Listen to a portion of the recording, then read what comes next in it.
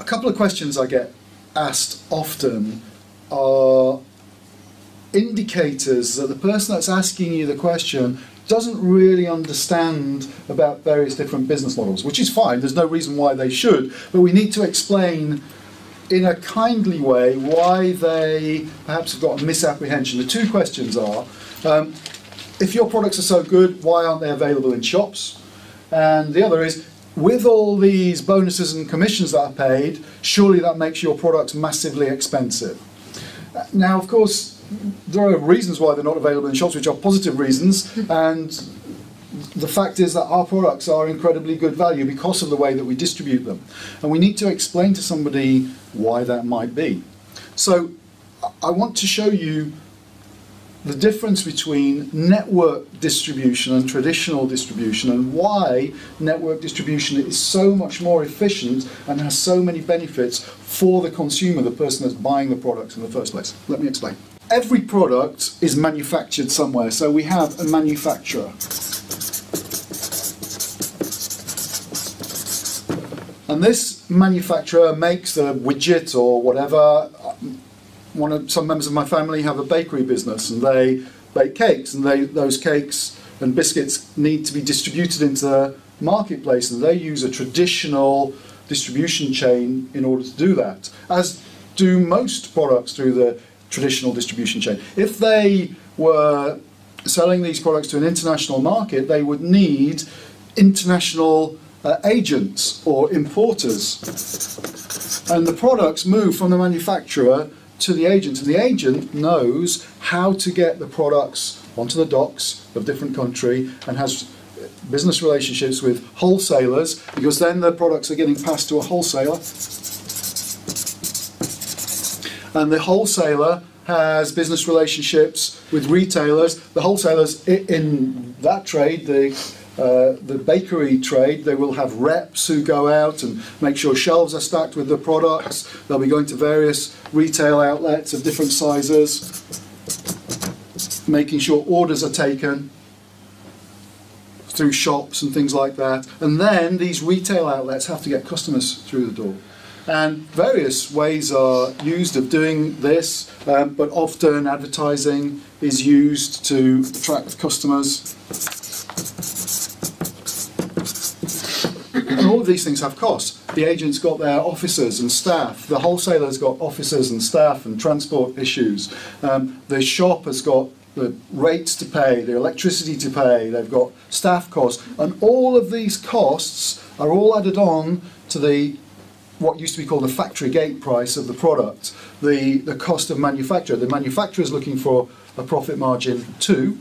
And so the price goes up at every step of the way. Then when you add advertising in, now it depends what industry, whether the wholesaler is paying for it, or the manufacturer is paying for it, or the retailer is paying for it, or some combination of all three, but somebody is paying for advertising. Well, increasingly these days, one of the problems with advertising is you're paying more and more for a smaller and smaller return, because fewer and fewer people are actually taking any notice of conventional adverts. So businesses that are committed to this traditional model are finding that these expenses are going up all the time and squeezing their profit margins more and more.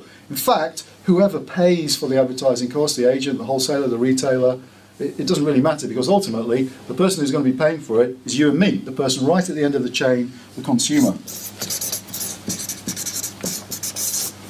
And this idea that we are becoming immune to advertising is a real problem for people with shops. And the news is, well, there's every week there's news about retail chains being closed down, the problems in the high street. Anybody who's involved in this traditional distribution system has got real problems, because fewer and fewer consumers are going into retail outlets because they are not being attracted in by, even though people are spending the money on the advertising, it's just not working anymore. So what we do is something very different.